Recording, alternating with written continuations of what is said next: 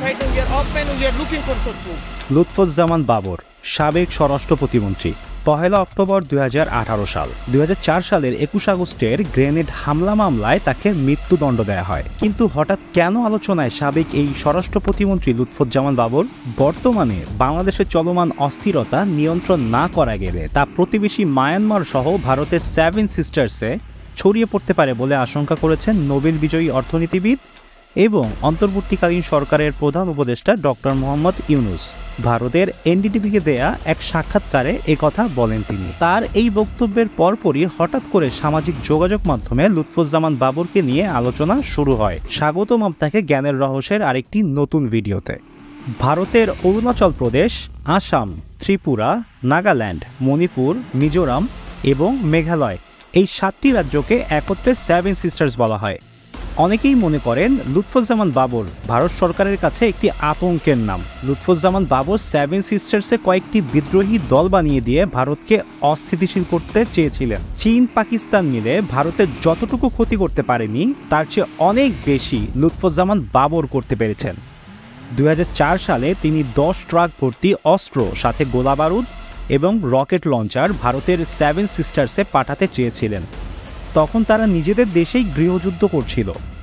অরুণাচল প্রদেশ, আসাম, ত্রিপুরা, নাগাল্যান্ড, মণিপুর, মিজোরাম এবং মেঘালয় 7 সিস্টার্সের এই 7টি রাজ্য ভারতের থেকে আলাদা হয়ে স্বাধীন হতে চেয়েছিল এবং তাদের এই স্বাধীনতা আন্দোলনের জন্যই লুৎফুজ্জামান বাবর 7 সিস্টার্সে 10 ট্রাক অস্ত্র পাঠাতে চেয়েছিলেন, কিন্তু শেষ পর্যন্ত সেগুলো পাঠানো আর সম্ভব হয়নি। 1958 সালের 10 অক্টোবর নেত্রকোনায় একটি বিত্তশালী পরিবারে জন্মগ্রহণ করেন লুৎফুজ্জামান বাবর। তার প্রাতিষ্ঠানিক শিক্ষা ছিল শুধুমাত্র এইচএসসি পর্যন্ত। পরবর্তীতে 1991 সালে নিজ জেলা নেত্রকোনা থেকেই প্রথমবারের মতো সংসদ সদস্য নির্বাচিত হন তিনি। এর পরপরই 1996 সালের বিতর্কিত নির্বাচনে এবং 2001 সালের জাতীয় নির্বাচনে পুনরায় সংসদ সদস্য নির্বাচিত হন তিনি। ক্ষমতা এবং রাজনীতির প্রতি তার একনিষ্ঠতা তাকে আরও উচ্চতায় নিয়ে যায়।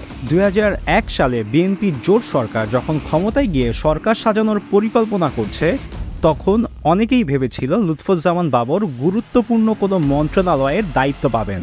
পরবর্তীতে লুৎফুজ্জামান বাবরকে স্বরাষ্ট্র প্রতিমন্ত্রী করা হয় এবং পূর্ণমন্ত্রী করা হয় air vice marshal Altaf Hossain চৌধুরীকে। কিন্তু কিছুদিনের মধ্যেই আলতাফ হোসেন চৌধুরীকে সরিয়ে বাণিজ্য মন্ত্রণালয়ে পাঠানো হয় এবং বাবর সম্পূর্ণ স্বরাষ্ট্র মন্ত্রণালয়ের একছত্র অধিপতি হয়ে ওঠেন। এখান থেকেই বোঝা যায় তিনি কতটা ক্ষমতাবান ছিলেন।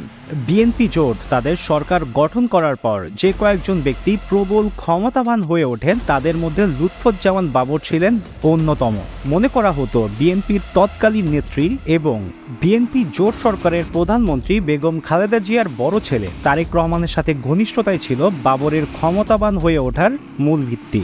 21 আগস্ট 2004 সাল গ্রেনেড হামলা মামলায় 18 মার্চ 2012 সালে তারেক রহমান এবং লুৎফুজ্জামান বাবর সহ নতুন তালিকাভুক্ত আরও 30 আসামির নাম যুক্ত করা হয়। 1 অক্টোবর 2018 সালে এই মামলায় তাকে মৃত্যুদণ্ড দেওয়া হয়। এছাড়া 2004 সালে ধরা পড়া 10 ট্রাক অস্ত্রের চালান মামলায় 3রা অক্টোবর 2010 সালে অ্যারেস্ট দেখানো হয় বাবরকে।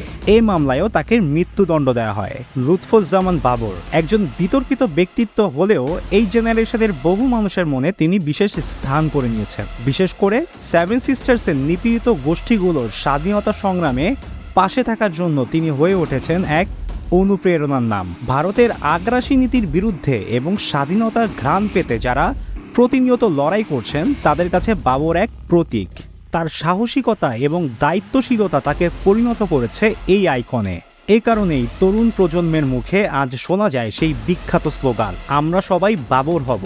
এই স্লোগান যেন শুধু একটি ব্যক্তির জন্য নয়, বরং স্বাধীনতার আকাঙ্ক্ষার প্রতিধ্বনি, একটি সংগ্রামের প্রতীক। বাবরের জীবনের আলো আঁধারি মিলিয়ে যে কাহিনী তা আমাদের ভাবায়, অনুপ্রাণিত করে এবং কৌতূহলী করে তোলে। আমরা জানি না ভবিষ্যতে ইতিহাস তাকে কিভাবে মূল্যায়ন করবে, তবে একথা নিশ্চিত যে যারা ভারতের আগ্রাসন থেকে মুক্তি পেতে চান তাদের কাছে তার নাম উচ্চারিত হবে সাহসিকতার সাথে। প্রিয় দর্শক, এই ভিডিওটি যদি আপনাদের ভালো লেগে থাকে তাহলে লাইক ও শেয়ার করুন। আপনার গুরুত্বপূর্ণ মতামত কমেন্টে জানিয়ে দিন এবং আমাদের চ্যানেলটি সাবস্ক্রাইব করতেও ভুলবেন না। পরবর্তী ভিডিওতে আবার নতুন কোনো বিষয় নিয়ে দেখা হবে। ততক্ষণ পর্যন্ত ভালো থাকবেন। ধন্যবাদ।